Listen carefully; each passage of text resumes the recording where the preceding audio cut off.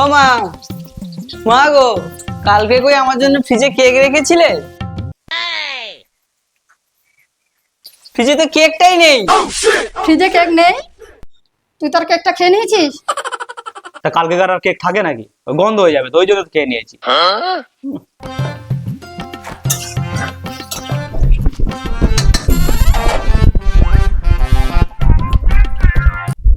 এই এনে মিষ্টিটা খেয়ে নে, নইলে তো দাদা আসলে আবার খেয়ে নেবে। এই হাতটা ধুয়ে খা।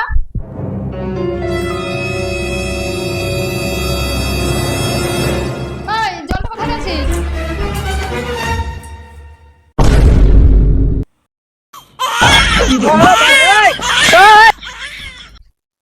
মা, একটা জিনিস আমি ফ্রিজে রেখেছিলাম, সেটা কোথায়?